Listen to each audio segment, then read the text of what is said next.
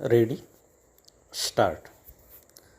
In order to prove his claim, the plaintiff has examined himself by filing his affidavit for examination in chief at Exhibit 12. He has examined PW number 2 Ramhari at Exhibit 13. The plaintiff closed evidence by filing pursuit at Exhibit 20. The plaintiff has produced following documentary evidence. Para. The defendant has examined himself by filing his affidavit of examination in chief at Exhibit 21. He has examined DW number 2 Kailas by filing his affidavit of examination in chief at Exhibit 35. The defendant closed oral evidence by filing pursuit Exhibit 36. He has not produced any documentary evidence. Para. Reasons as to issues number 1 to 3. All these issues are interlinked with each other. Therefore, in order to avoid the repetition and for the sake of brevity, all these issues are taken together for the discussion. Para. The learned advocate for plaintiff Shri Khatad argued that the defendant had entered into agreement with the plaintiff that he and his wife would come for doing the labor work of sugarcane cutting for the season 2010-11 at Kailas Sugar Works Limited, Chandwad. The defendant had received advance amount of rupees 1 lakh from the plaintiff and executed the written agreement as well as signed a receipt.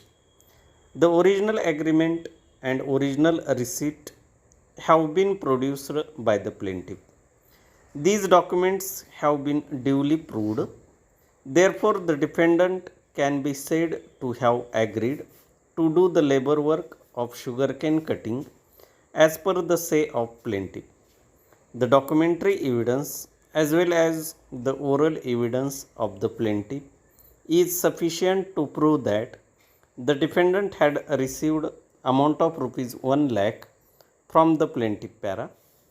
The learned advocate for defendant Sri Pawar argued that the plaintiff in fact had paid the amount of rupees 50,000 to the defendant but got executed the documents by mentioning the amount of rupees 1 lakh.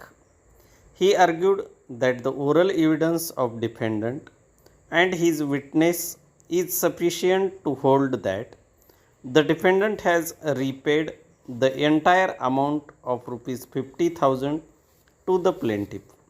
He argued that the oral and documentary evidence laid by plaintiff is not reliable. Para. The plaintiff has come before a court with a specific case that on 5th June 2010 he had paid amount of rupees 1 lakh as an advance amount on the prospect that the defendant would come for doing labor work of sugarcane cutting. On the other hand, the defendant has come before the court with a case that he had received amount of rupees 50,000 only, but the plaintiff got executed the agreement and receipt by mentioning the amount of rupees 1 lakh. In this situation, it is necessary to determine how much amount the plaintiff had paid to the defendant. Obviously, the burden of proof is upon the plaintiff to prove that he had paid amount of rupees 1 lakh to the defendant. Similarly, the defendant should have to prove that he had repaid the amount of rupees 50,000. Para. The plaintiff has deposed that he had paid amount of rupees 1 lakh on 5th June 2010 to the defendant, and on that day an agreement was executed. He deposed that the receipt was also signed by the defendant. He deposed that the witnesses Kailas and Ramhari were present and they have signed the agreement. The plaintiff has produced on record the original agreement at Exhibit 16. The plaintiff has also examined PW number 2 Ramhari, who has deposed that the amount of rupees 1 lakh was paid by the plaintiff to the defendant on 5th June 2015, and on that day the agreement was executed by the defendant. He deposed that the receipt was signed by the defendant. He has identified the signature of plaintiff and defendant as well as the other attesting witness para. If the cross examination of PW number 1 and PW number 2 is minutely perused, then it appears that the suggestions given to them regarding repayment of rupees 50,000 by the defendant to the plaintiff have been flatly denied them. The cross examination would show that there is no material admission in their cross examination which would be favorable to the defendant.